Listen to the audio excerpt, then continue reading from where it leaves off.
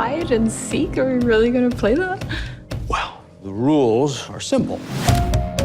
You can hide anywhere. We then try to find you. So there's no way for me to win, right? And stay hidden till dawn. No, thank you. Good luck.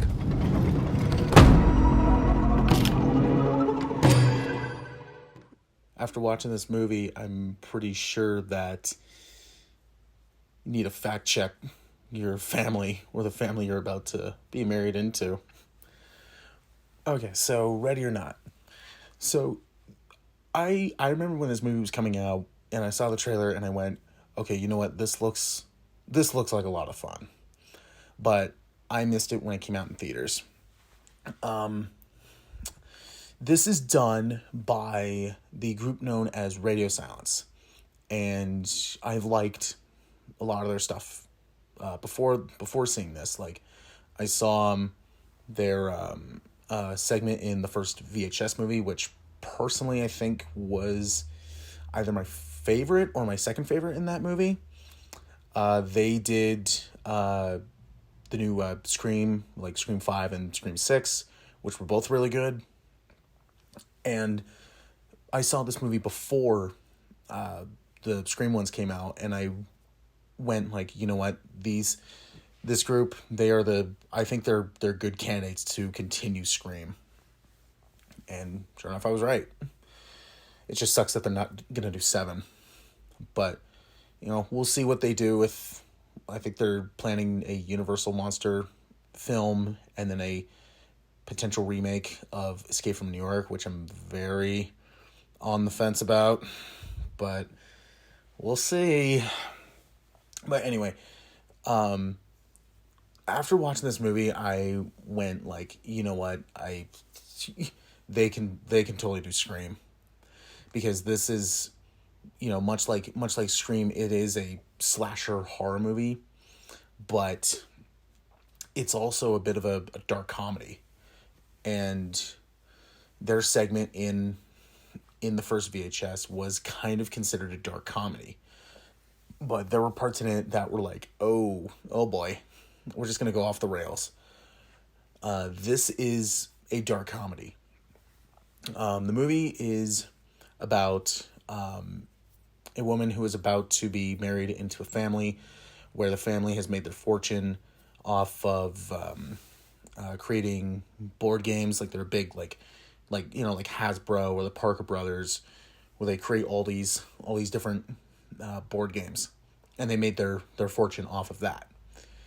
But every time when somebody new is about to be entered into the family, they have to play a game, and throughout they explain why, because at the very beginning you're like, wait, why are they playing this game? And then they explain it. It's like, oh, okay, that makes sense. But it's randomly chosen by the person that is about to be married into the family. So in this case, the new bride. And she gets randomly selected hide and seek. And I love how the first reaction to that is like, really? We have to play hide and seek? Really? Like, really? Are we children or something? Like, that's funny to me. But the rest of the family are just like, oh, she chose that one. Oh boy. So she suspects nothing of it until a certain point. But before then, she just thinks like, okay, I'm just going to be hiding for a little bit. Man, this is boring.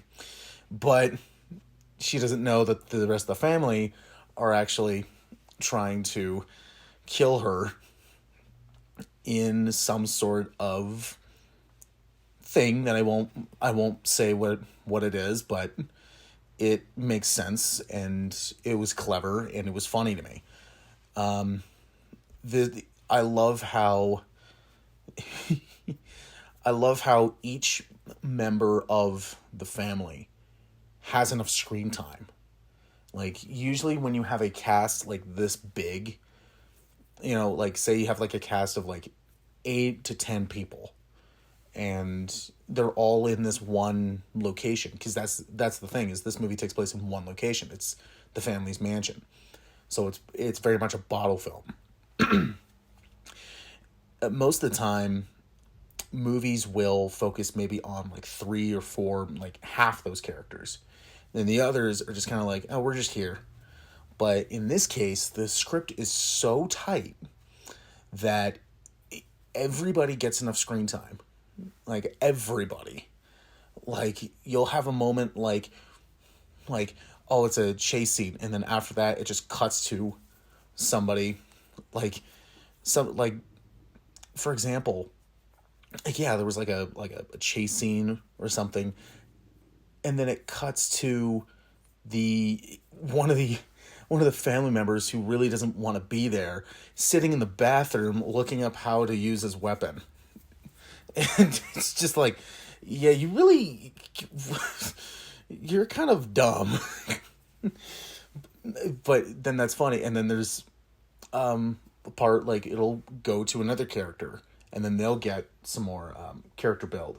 And then it'll cut back to that same character, and he's texting a friend of his saying, like, yeah, I'm stuck here. Like, if we can get this thing finished fast, like, maybe we can go drinking or something. But yeah, I love how each person gets enough screen time. It feels kind of like, it feels like what Joss Whedon did with Avengers, where everybody got enough screen time, even characters that you were, in your mind, you were going like, I don't really think they need a whole lot of screen time. They had a lot of screen time, and it worked. This is the same way. Like I said, with the dark comedy,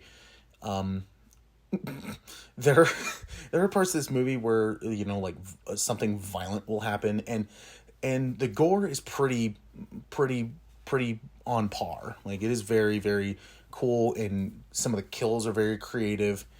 I'm not gonna say like details, but yeah, there's some parts where it's like, ouch, like that looked like it hurt. But I love how after like a kill, some family members will be like either shocked by it, but then some will be like, it's just, great, now we have to deal with another problem. So you can clearly tell, like, oh, I can tell who's done this before and who hasn't. So it adds to the fun of it. I also like how the movie had a lot of like twists and turns. Like, there are parts where I'm going like, okay, I think I know where this is heading, but in actuality, like, something else happened.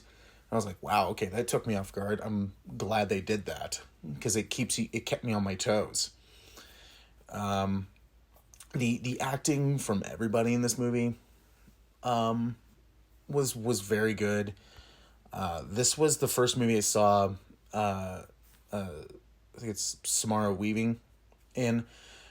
Until after this, I watched like The Babysitter, and with The Babysitter, I was really hesitant on it because it's done by Mac G, and most of his movies have just been kind of like, whatever. Until I think, yeah, it was my father said like, oh no, dude, you gotta watch it. Like, it's actually really good. And like, okay, sure. And watched it, and I was like, wow, that was surprisingly good. Then she has a small part in Scream 6. But like I said, everybody in this movie does a really good job. And like I said before, like, everybody has enough screen time. Nobody feels left out. Even like characters that are barely introduced have enough screen time. Like, it works so well. Like, the direction is well done. The acting is well done. The script is so tight. Like, they know exactly what to do. And then when you get to the end, not gonna say what happened at the end, but it was like wow, I'm laughing. Because it's so like, what just happened? But I was laughing at it. And then, you know, the the final line, I won't say it because it'll spoil it, but the final line that is said had me laughing so hard. And it's just one of those lines where every once in a while when somebody asks me like a certain question, that's the line I think of. And I'm just like, I want to say this line, but they won't get it, more than likely. You know, I don't really see a lot of people talking about this movie, especially with it being it being Radio Silence who did, you know, Scream 5 and 6.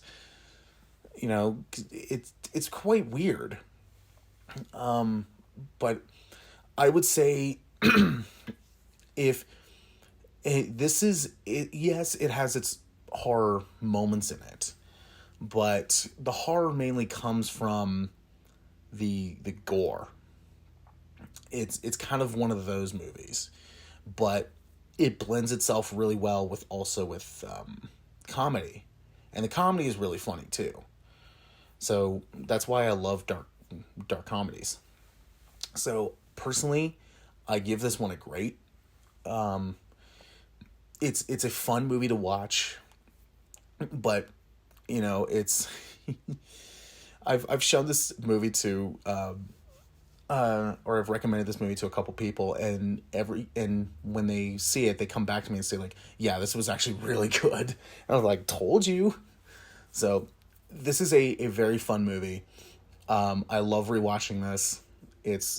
You'll have a lot of fun if you haven't seen it. Holy shit! I had to play along so that I can get you out. It's insane. They think they have to kill you before sunrise, or something very bad will happen to the family. If we don't find her and perform the ritual, we're all dead. Found her.